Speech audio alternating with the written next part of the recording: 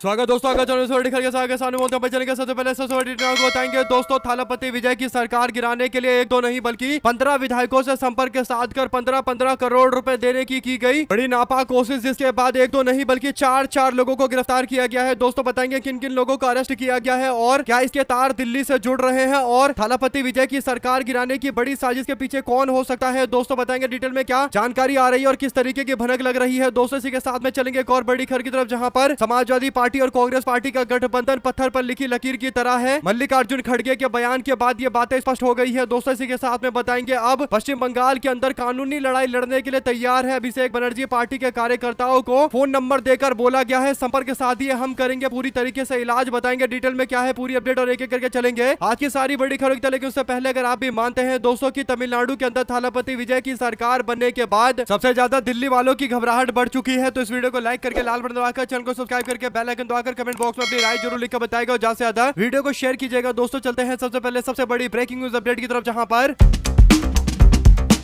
तमिलनाडु के अंदर थालापति विजय की सरकार गिराने की कोशिश 4 मई से ही की जा रही है। दोस्तों यानी जैसे ही नतीजे घोषित किए गए वैसे ही विधायकों को तोड़ने का प्रयास और एआईएडीएमके यानी भारतीय जनता पार्टी के गठबंधन सहयोगी और डीएमके की सरकार बनाने के लगातार प्रयास किए जा रहे हैं। दोस्तों क्योंकि दिल्ली में बैठे कुछ लोगों को लगता है कि तमिलनाडु उनके हाथ से निकल जाएगा अगर थालापति विजय अगले 1 साल और सरकार चला ले, यानी बहुमत का आंकड़ा अगर उन्होंने इकट्ठा कर लिया और 5 साल सरकार चला लिया तो एआईएडीएमके को कोई पूछने वाला नहीं होगा और राज्य के अंदर डीएमके और थालापति विजय ही केवल बचेंगे, यानी टीवीके और डीएमके के बीच में मुकाबला होगा। भारतीय जनता पार्टी जिसके सहारे तमिलनाडु के अंदर राजनीति करना चाहती है, एआईएडीएमके उसका पूरी तरीके से बंटाधार हो जाएगा। दोस्तों यही बड़ा कारण है कि एआईएडीएमके का अस्तित्व तमिलनाडु में बचाने के लिए दिल्ली से प्रयास किया जा रहा है कि तमिलनाडु के अंदर थालापति विजय को 6 महीने से ज्यादा सरकार ना चलाने दी जाए। दोस्तों इस बात को लेकर कई तरीके के आरोप लगे हैं, लेकिन अब मामला सीधे सीधे सामने आया है, जहां पर थालापति विजय के विधायक को पार्टी बदलने के लिए दबाव डालने के मामले पर 4 लोगों को गिरफ्तार किया गया है। दोस्तों यूट्यूबर आईपीडीएस थिरुनावुकारासु को गिरफ्तार किया गया है और डीएमके के 2 पदाधिकारियों को भी गिरफ्तार किया गया है। टीवीके के विधायक एन इलायराजा ने शिकायत दर्ज कराई थी। उन्होंने कहा था कि मुझे फोन करके ये लोग धमकियां दे रहे हैं और बार बार मुझसे संपर्क साध कर थालापति विजय की पार्टी यानी टीवीके की पार्टी में फूट डालने के लिए बोल रहे हैं। चेन्नई पुलिस ने इस पूरे मामले को लेकर पूछताछ किया दोस्तों, तो धीरे धीरे करके बड़ा खुलासा होता चला गया। चेन्नई पुलिस को पूछताछ में पता चला कि ये जो लोग गिरफ्तार किए गए हैं जिसमें यूट्यूबर आईपीडीएस है और साथ में डीएमके के 2 पदाधिकारी है जो लोग धमकियां दे रहे थे। दोस्तों इन लोगों का सीधा संबंध सेंथिल बालाजी से है और ये सेंथिल बालाजी के काफी करीबी है। दोस्तों बड़ी बात यह है कि सेंथिल बालाजी एआईएडीएमके से जुड़े हुए रहे हैं दोस्तों, यानी एनडीए गठबंधन से इनके पुराने रिश्ते हैं और बाद में इनको जेल में डाल दिया गया था। और आप लोग जानते हैं कि जब ईडी की कार्रवाई किसी व्यक्ति पर होने लगती है और उसके पहले संबंध एनडीए गठबंधन की पार्टी से है, तो ये व्यक्ति जिसके करीबियों को भेजकर थालापति विजय की पार्टी को तोड़ने की कोशिश की जा रही है। 15 विधायकों को 15-15 करोड़ का ऑफर दिया जा रहा है, तो किसके इशारे पर हो रहा होगा। दोस्तों इससे पहले आप लोगों को पता है कि किस तरीके से भ्रष्टाचार के मामले में जब नेता पकड़े जाते हैं तो वो बीजेपी के लिए काम करने लगते हैं। दोस्तों चाहे हिमंता बिस्वा शर्मा हो, अजीत पवार हो, अशोक चव्हाण हो, शुभेंदु अधिकारी हो, प्रफुल्ल पटेल हो, छगन भुजबल, नारायण राणे, वाईएस चौधरी और अर्जुन सिंह, ज्योति मृधा के साथ साथ ऐसे कई दर्जन लोग हैं जिनके ऊपर ईडी और सीबीआई की छापेमारी होते ही अचानक से बीजेपी को मजबूत करने के लिए और सामने वाले विरोधी दल को कमजोर करने की कोशिश करने लगते हैं। दोस्तों ऐसे में सेंथिल बालाजी क्योंकि एआईएडीएमके से पहले जुड़े रहे हैं और अभी डीएमके के नेता है, जेल में बंद रहे हैं, ईडी सीबीआई का मामला इन पर चल रहा है, तो कहीं ना कहीं इस पूरे मामले को अगर आप जोड़कर देखेंगे दोस्तों तो समझ में आएगा कि इस पूरे कांड में जरूर दिल्ली का एक बड़ा हाथ है। आप लोगों की क्या राय है दोस्तों लिखकर जरूर बताएगा। लेकिन थालापति विजय की सरकार मजबूत है क्योंकि कांग्रेस पार्टी उनके साथ खड़ी है। दोस्तों कांग्रेस पार्टी ने बहुमत का आंकड़ा इनका जुटवा दिया है, तो इसे साफ तौर पर कह सकते हैं कि कांग्रेस पार्टी ने अपनी ताकत का इस्तेमाल करते हुए बीजेपी के सारे हथकंडे को फ्लॉप कर दिया। दोस्तों तमिलनाडु के अंदर जरूरी था कि थालापति विजय को कांग्रेस का समर्थन मिले। ऐसे में आने वाले दिनों के अंदर उपचुनाव होंगे और 10 सीटों पर थालापति विजय जीतेंगे तो बहुमत का आंकड़ा आराम से हासिल कर लेंगे। उसके बाद तोड़ फोड़ की सारी कोशिशें शुरू भी नहीं हो पाएगी। दोस्तों अपनी राय जरूर लिखकर बताएगा, ज्यादा से ज्यादा वीडियो को शेयर कीजिएगा। चलते हैं एक और बड़ी खबर की तरफ, जहां पर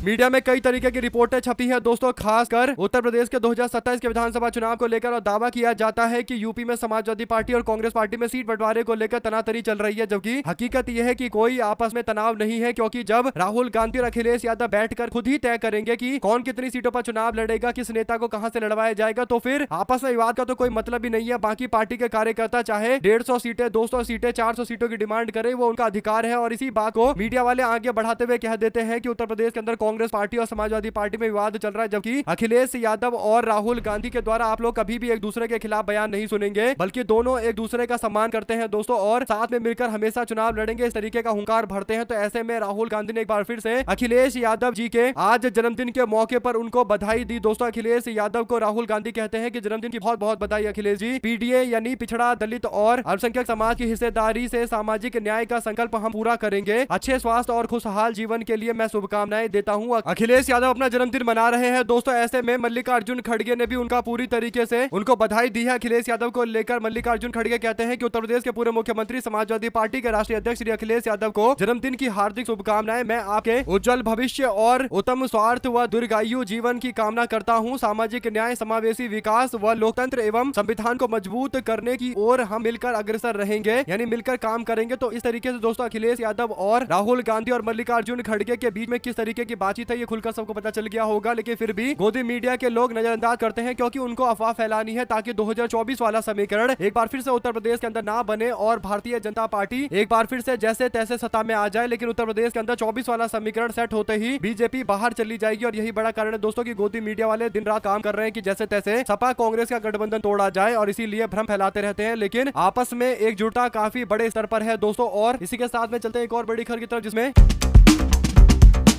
तृणमूल कांग्रेस के सांसद अभिषेक बनर्जी ने मंगलवार को बीजेपी सरकार में परेशान किए जाने और अपनी पार्टी के कार्यकर्ता को कानूनी मदद देने के लिए एक डाके अभिषेक यानी अभिषेक बस एक कॉल दूर है, इस नाम से प्रोग्राम लॉन्च किया गया है, अभियान लॉन्च किया गया है दोस्तों। और कार्यकर्ताओं से कहा गया है कि हम एक फोन नंबर जारी करते हैं। उन्होंने आधिकारिक तौर पर ये फोन नंबर जारी किया है, यानी पब्लिकली सार्वजनिक तौर पर ये नंबर जारी किया है दोस्तों। जो नंबर है 7887 और 778877। इस नंबर पर कोई भी तृणमूल कांग्रेस का कार्यकर्ता फोन करके अभिषेक बनर्जी या उनकी टीम से बात कर सकता है। और अगर किसी भी तरीके से भाजपा या उसके लोगों के द्वारा प्रताड़ना की जा रही है तो फिर वकील भेजकर पूरी तरीके से मदद किया जाएगा, यानी कानूनी मदद के लिए पूरी तरीके से कई कार्यकर्ताओं के साथ डंके की चोट पर खड़े हैं। अगर आप भी मानते हैं कि कार्यकर्ताओं की मदद करना तृणमूल कांग्रेस को जरूरी है, क्योंकि कार्यकर्ताओं को जिस तरीके से भाजपा के लोग परेशान कर रहे हैं और बीजेपी वालों को ऐसा लगता है कि चुनाव में जीतने के बाद उनको लाइसेंस मिल गया है कि वो जितनी चाहे हिंसा कर ले, मार धाड़ कर ले, किसी भी विपक्ष के कार्यकर्ताओं को पीट ले, उनको कुछ नहीं होगा। लेकिन ये जीत कोई लाइसेंस नहीं है। और वैसे भी एसआईआर और तमाम तरीके की चीजों के बाद बीजेपी को मिली जीत, उसके बाद ईवीएम में लगी आग और तमाम ऐसे मामले हैं दोस्तों जिस पर पहले से ही सवाल खड़े हो रहे हैं। लेकिन जिस तरीके से टीएमसी के कार्यकर्ताओं को टारगेट किया जा रहा है, कहीं पर अंडे मारे जा रहे हैं, कहीं पर सड़कों पर परेड कराया जा रहा है, कहीं पर घर में तोड़फोड़ की जा रही है, कहीं पर घर पर पत्थरबाजी की जा रही है, यहाँ तक कि अभिषेक बनर्जी के घर तक पर पत्थरबाजी, और उनको भी भयंकर तरीके से प्रताड़ित किया गया है दोस्तों। तो इससे पता चलता है कि ये पूरी तरीके से एक भाजपा वालों की बौखलाहट है कि चुनाव जीतने के बाद इनको ऐसा लग रहा है कि पूरी ताकत इनके पास है और ये टीएमसी के कार्यकर्ताओं का जीना दूभर कर रहे हैं दोस्तों। इसी मामले का जिक्र करते हुए कदम उठाया गया है। आप लोग इस पर अपनी राय जरूर लिखकर बताइएगा। चलते हैं एक और बड़ी खबर की तरफ, जहां पर देश के गृह मंत्री अमित शाह से मेरे 5 सवाल है। अरविंद केजरीवाल ने 5 सवाल पूछते हुए कहा कि आप आज तक राम मंदिर क्यों नहीं गए? अमित शाह इसका जवाब दे, क्या आपका भगवान राम के दर्शन करने का मन नहीं करता? क्या आपका राम मंदिर जाने का मन नहीं करता? क्या आपको भगवान राम के आशीर्वाद की कोई जरूरत नहीं है? क्या आप भगवान राम को भगवान नहीं मानते? ये सवाल अमित शाह के सामने है दोस्तों। अमित शाह को इन सवालों का जवाब देना चाहिए, जो आज तक नहीं बता पाए कि अमित शाह आखिर राम मंदिर क्यों नहीं जाते। और राम मंदिर को लेकर अमित शाह से जुड़ा ये तथ्य सामने आने के बाद बीजेपी और बुरी तरीके से एक्सपोज हो रही है दोस्तों। आप लोगों की क्या राय है लिखकर जरूर बताएगा। ज्यादा से ज्यादा वीडियो को शेयर कीजिएगा। हमारे साथ लगातार जुड़े दोस्तों का बहुत बहुत धन्यवाद। देख रहे थे आपका अपना चैनल जय हिंद जय भारत। ज्यादा से ज्यादा वीडियो को शेयर कीजिएगा। बहुत बहुत धन्यवाद। जय हिंद।